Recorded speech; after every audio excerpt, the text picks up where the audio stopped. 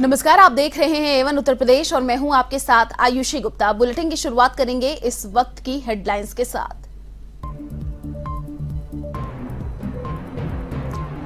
UP में मुख्यमंत्री आरोग्य मेले का शुभारंभ, सीएम योगी ने किया शुभारंभ। जंगल कौड़िया पीएचसी में आयोजित हुआ कार्यक्रम।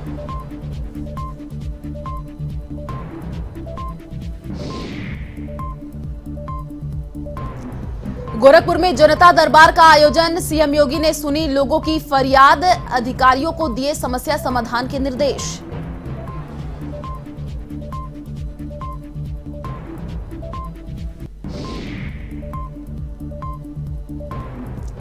राहुल गांधी के बयान पर मायावती का पलटवार, प्रेस कॉन्फ्रेंस में साधा कांग्रेस पर निशाना, कहा दूसरी पार्टियों की बजाय खुद की चिंता करे राहुल।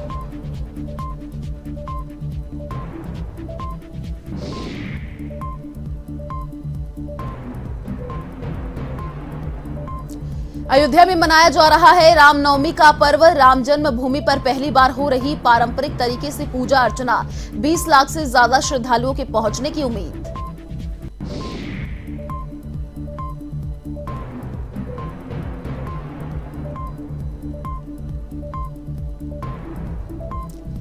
कानपुर देहात में रफ्तार का कहर, तेज स्पीड ट्रैक्टर ने मचाया तांडव, बाइक और ऑटो को मारी जोरदार टक्कर। हादसे में 3 लोगों की मौत, 3 घायल।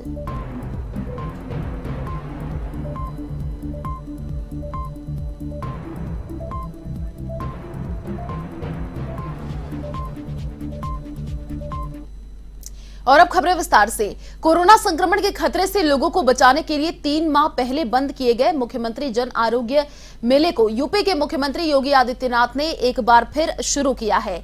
आरोग्य मेले का शुभारंभ मुख्यमंत्री योगी आदित्यनाथ ने गोरखपुर के जंगल कौड़िया विकासखंड के प्राथमिक स्वास्थ्य केंद्र पर किया। ऐसे में आरोग्य मेला के दोबारा शुरू होने से एक ही स्थान पर जनता को ट्रिपल डी यानी डॉक्टर, ड्रग्स और डायग्नोस्टिक की मुफ्त सुविधा उपलब्ध होगी।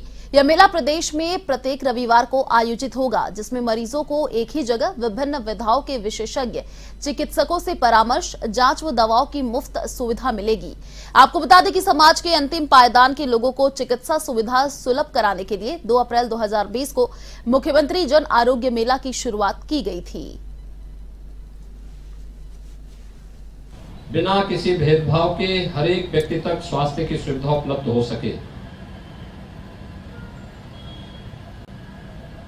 यद्यपि उससे पूर्व प्रधानमंत्री मोदी जी के कर कमलों से, उनकी अनुकंपा से पूरे देश के अंदर आयुष्मान भारत योजना लागू हो चुकी थी और आयुष्मान भारत योजना में गोल्डन कार्ड बनाने और हर जरूरतमंद व्यक्ति को 5 लाख रुपए सालाना स्वास्थ्य बीमा का गोल्डन कार्ड उपलब्ध कराने की कार्रवाई भी प्रारंभ हो चुकी थी। फिर भी छूटे हुए लोगों के लिए, अन्य जरूरतमंदों के लिए या जिन लोगों ने अपनी व्यस्तता के कारण कार्ड नहीं बना पाया है, उन लोगों को गांव के ही प्राथमिक स्वास्थ्य केंद्र में सभी चिकित्सा विशेषज्ञों के द्वारा बेहतरीन स्वास्थ्य सुविधा उपलब्ध हो सके, यह एक कार्य प्रारंभ हुआ। पहले 5-6 मेले बहुत सफलतापूर्वक आगे बढ़े। उसके बाद लॉकडाउन प्रारंभ होने के कारण इसे स्थगित करना पड़ा था, क्योंकि तब तक कोरोना महामारी ने पूरे देश में अपनी दस्तक दे दी थी और उसके बाद हमें आरोग्य मेलों के कार्यक्रम को स्थगित करना पड़ा था। हम लोगों ने 2021 में भी जब कोरोना का सेकेंड वेव के पहले कुछ मेले आयोजित किए थे, फिर सेकेंड वेव आने के कारण हम लोगों को कुछ दिनों के लिए फिर स्थगित करना पड़ा था। और आज मुझे प्रसन्नता है, आज चैत्र नवरात्रि का 9वीं तिथि है। जगतजननी मां भगवती के 9 दिनों तक अनुष्ठान करने के उपरांत आज हम सब 9वीं के व्रत के साथ, अनुष्ठान के साथ तो जुड़े ही हैं। मर्यादा पुरुषोत्तम भगवान श्री राम के पावन जन्मोत्सव का भी कार्यक्रम पूरे देश के अंदर हर्षोल्लास के साथ लोग आयोजित कर रहे हैं और इस अवसर पर इस आरोग्य मेला के साथ हम सबको जुड़ने का अवसर प्राप्त। उत्तर प्रदेश के मुख्यमंत्री योगी आदित्यनाथ ने रामनवमी के दिन गोरखपुर में जनता दरबार लगाया और फरियादियों की फरियाद सुनी। गोरखनाथ मंदिर के हिंदू सेवाश्रम में सीएम योगी का जनता दरबार लगा। इस मौके पर मौजूद अधिकारियों को सीएम ने दिशा निर्देश दिए कि हर किसी के साथ न्याय होना चाहिए। वहीं बहुत से लोग जमीन के विवाद का मामला लेकर पहुंचे। इसके अलावा बहुत से लोगों ने इलाज में रियायत की सिफारिश की। ऐसे में मुख्यमंत्री ने जनता दर्शन में मौजूद अधिकारियों को समस्या का समाधान जल्द से जल्द करने का निर्देश दिया। साथ ही इलाज के लिए रियायत की उम्मीद लेकर आए लोगों पर विशेष ध्यान देने को कहा।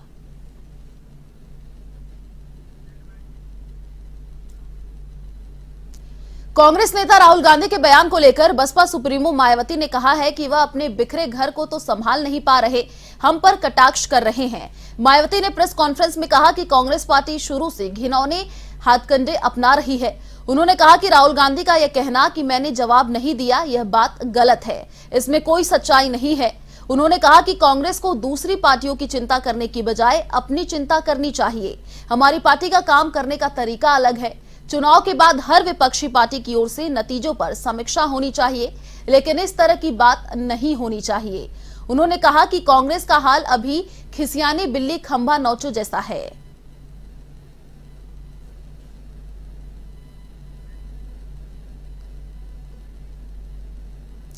यूपी के कानपुर देहात में एक बार रफ्तार का कहर फिर से देखने को मिला है। यहां भोगनेपुर थाना क्षेत्र के पुखराया बाईपास पर ईंट से भरे तेज रफ्तार ट्रैक्टर ने बाइक सवार को टक्कर मार दी। वहीं इसके बाद ट्रैक्टर ने ऑटो को भी चपेट में ले लिया। इस हादसे में 3 लोगों की मौत हो गई, जबकि 3 लोग गंभीर रूप से घायल बताए जा रहे हैं। हादसे की सूचना पाकर पहुंची पुलिस ने सभी घायलों को जिला अस्पताल में भर्ती कराया, जहां उनका इलाज जारी है। आज सुबह 10:30 बजे थाना भोगनेपुर में पटेल चौक पर एक ट्रैक्टर और एक ऑटो में एक एक्सीडेंट हो गया, जिसमें एक व्यक्ति की मौके पर मृत्यु हो गई तथा 4 लोग घायल हो गए। पुलिस द्वारा तत्काल मौके पर पहुंचकर इनको अस्पताल के लिए भेजा गया, जिसमें रास्ते में 2 लोगों की मृत्यु और हो गई है। शेष 2 लोगों का उपचार जिला अस्पताल अकबरपुर में चल रहा है। मृतकों का पंचनामा करके पोस्टमार्टम की कार्रवाई की जा रही है। खबर यूपी के वाराणसी से है, जहां नवरात्रि के अंतिम दिन सभी मंदिरों में भक्तों का सैलाब उमड़ पड़ा। इस दौरान माता सिद्धिदात्री के दर्शन के लिए भक्तों का तांता लगा हुआ है। वहीं भक्त माता की पूजा अर्चना कर सुख समृद्धि की कामना कर रहे हैं। आपको बता दें कि वाराणसी के मैदागिन गोलघर इलाके में माता सिद्धिदात्री का अति प्राचीन मंदिर है, जिससे जुड़ी कई मान्यताएं प्रचलित हैं।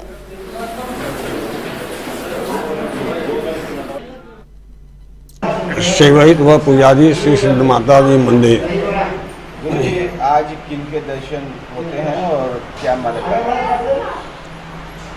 बासंत नवरात्र में नवमी के अंतिम दिन नवम सिद्धिदात्री च नव दुर्गा प्रकृता श्री सिद्ध माता जी का दर्शन पूजन का विधान है। आज माता सिद्ध माता जी का दर्शन पूजन हो रहा है। यहाँ भक्त लोग आ रहे हैं, अपनी मनोकामना को पूर्ण करने के लिए आते हैं और आशीर्वाद लेते हैं। जो भक्त 8 दिन अन्य मंदिर देवियों का दर्शन नहीं कर पाते हैं।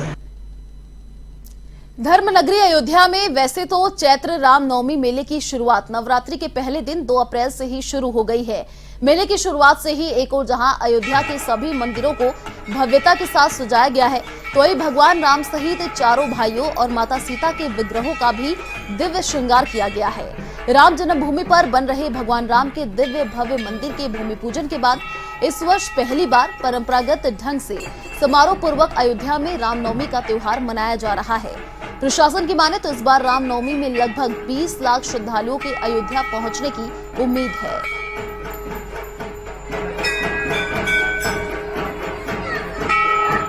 और पूरी व्यवस्था रहेगी हम लोग की। और पार्किंग स्थल भी हम लोगों ने इस बार बहुत ज़्यादा चिन्हित किया है और वहाँ पे व्यवस्था रहेगी, वहाँ पे भी आरटीओ डिपार्टमेंट से तैनाती की गई है।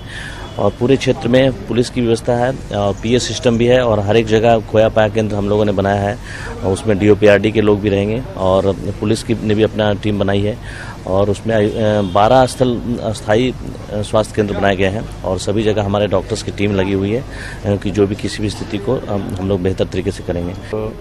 बीती रात से ही काफ़ी संख्या में श्रद्धालुओं मेला क्षेत्र में आने लगे हैं और अब ये संख्या धीरे धीरे बढ़ रही है। इसके लिए व्यापक सुरक्षा व्यवस्था सुनिश्चित कराई गई है। पूरे मेला क्षेत्र को 6 जोन 27 सेक्टर में विभाजित किया गया है और वहाँ पे प्रॉपर डिप्लॉयमेंट की गई है। हमारे जो डिप्लॉयमेंट है सिविल पुलिस का, पीएससी का, उसके अलावा हमारे पास सीएपीएफ जिसमें आरएएफ भी है, उसकी डिप्लॉयमेंट है। नदी तट पर सुरक्षा व्यवस्था सुनिश्चित रहे, इसके लिए जल पुलिस, फ्लड पीएससी और एसडीआरएफ की टीमें भी हमारी लगी हैं। जो संसाधन हैं उसको भी प्रोवाइड किया गया है, जैसे प्रॉपर बैरिकेडिंग की गई है, एटीएस की हमारी टीमें लगी हुई हैं। पूरा उद्देश्य है कि बिल्कुल सुरक्षित मेला संपन्न कराया जाए तथा साथ ही साथ जो भी श्रद्धालु आ रहे हैं वो अयोध्या से एक अच्छा अनुभव लेके जाएं। इसके लिए उनके सहूलियत का भी पूरा ध्यान रखा जा रहा है। उनको कैसे हम ज़्यादा से ज़्यादा फैसिलिटेट कर सकें उनके दर्शन और इस मेले के भ्रमण को, इस ओर हमारी पूरी कटिबद्धता है। तो प्रॉपर सुरक्षा व्यवस्था के बीच सुगमता से दर्शनार्थियों को एक अच्छा अनुभव हो, इस पूरे उद्देश्य से मेला प्रबंधन की कार्रवाई सुनिश्चित कराई। अयोध्या में चैत्र रामनवमी के अवसर पर विश्व हिंदू परिषद के तत्वाधान में 11 अप्रैल को सरस्वती शिशु मंदिर बीकापुर से शोभा यात्रा निकालकर नंदीग्राम भरतकुंड में आरती करके समापन किया जाएगा। विश्व हिंदू परिषद के कार्याध्यक्ष संतोष सिंह और राम मंदिर समर्थक बबलू खान ने बताया कि बड़ी तादाद में राम भक्तों को एकत्रित होकर सरस्वती शिशु मंदिर बीकापुर से शोभा यात्रा में शामिल होंगे। यह भव्य यात्रा नंदीग्राम भरतकुंड तक निकलेगी। इस दौरान बबलू खान की ओर से राम भक्तों के सम्मान में पुष्प वर्षा भी की जाएगी। सोने की चिड़िया थी, है, कयामत तक रहेगी। जय श्री राम। और हमारी समस्त क्षेत्र की जनता, जिले की जनता को सबको सादर जय श्री राम। जैसा आप लोग जानते हैं कि चैत्र मास हम लोगों का हिंदू नववर्ष का पर्व स्टार्ट होता है और रामनवमी के दिन भगवान प्रभु श्री रामचंद्र जी का जन्म हुआ था। उस जन्म के उपलक्ष्य में हम लोग जो है रामनवमी मनाते हैं, जिसमें भव्य रामोत्सव की शोभा यात्रा निकाली जाती है। यात्रा का आयोजन हुआ है विश्व हिंदू परिषद बजरंग दल द्वारा 11 अप्रैल को और इस यात्रा में लगभग 50,000 राम भक्त शामिल होंगे। पहली बार बीकापुर के धरती पर ऐसा यात्रा विश्व हिंदू परिषद बजरंग दल द्वारा। देहात में महिलाओं को रोजगार से जोड़ने के लिए काफी प्रयास किए जा रहे हैं। मनरेगा के सहयोग से आधी आबादी को समूह से जोड़कर उन्हें आत्मनिर्भर बनाने की दिशा में लगातार प्रयास किया जा रहा है। इसी कड़ी में अकबरपुर आरटीओ कार्यालय में प्रेरणा कैंटीन को समूह की महिलाओं से शुरू कराया गया। इस दौरान राज्य मंत्री प्रतिभा शुक्ला ने फीता काटकर शुभारंभ किया। शुक्ला ने बताया कि प्रेरणा कैंटीन माध्यम से मातृ शक्ति को रोजगार देकर सशक्त करने का प्रयास किया गया। कैंटीन में गुणवत्ता युक्त खानपान की वस्तुएं उपलब्ध कराई जा रही हैं।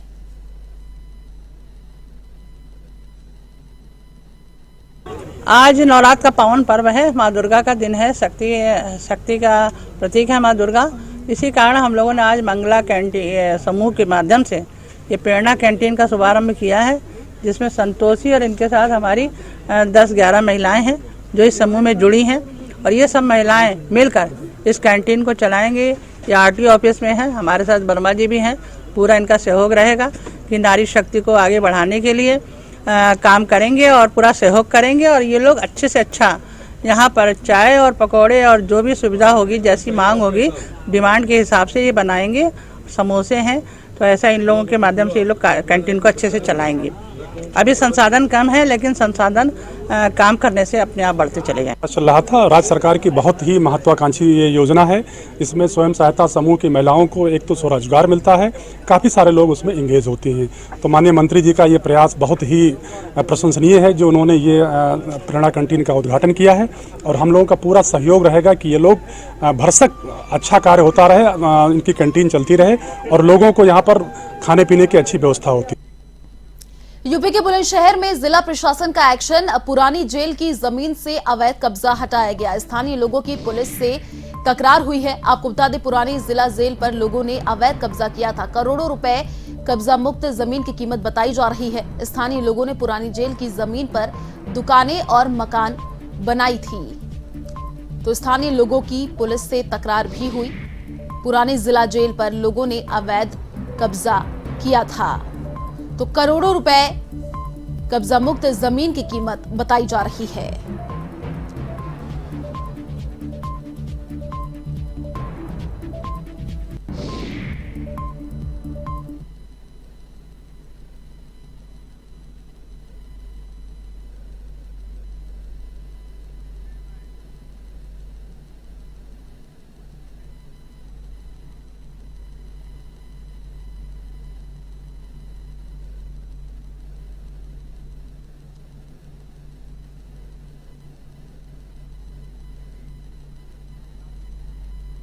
उत्तर प्रदेश के महोबा जनपद में लव जिहाद का शिकार बनी छात्रा ने फांसी लगाकर आत्महत्या कर ली। मृतक छात्रा का काफी दिनों से सलमान नाम के युवक के साथ प्रेम प्रसंग चल रहा था। सलमान पहले से ही शादीशुदा था। ऐसे में जब इस बात की जानकारी छात्रा को लगी तो उसने फांसी लगाकर अपनी जीवन लीला समाप्त कर ली। इधर घटना की सूचना पाकर पहुंची पुलिस ने जांच पड़ताल कर आरोपी युवक को जेल भेज दिया। वहीं मृतका के परिजनों का आरोप है कि सलमान काफी दिनों से उनकी बेटी को परेशान कर रहा था। मामला चरखारी थाना क्षेत्र के वासुदेव मोहाल का बताया जा रहा है।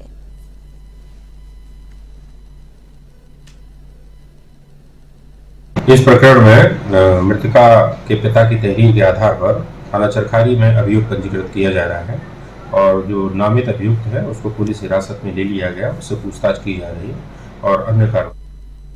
यूपी के फतेहपुर स्थित असोथर थाना क्षेत्र में युवती से सामूहिक दुष्कर्म का मामला सामने आया है। युवती का आरोप है कि परिजनों की गैर मौजूदगी में सरकंडी के कुशियापुर गांव के 2 युवकों ने बंदूक की नोक पर उससे दुष्कर्म किया और शिकायत करने पर जान से मारने की धमकी दी। ऐसे में पीड़िता ने पुलिस अधीक्षक से न्याय की गुहार लगाई है।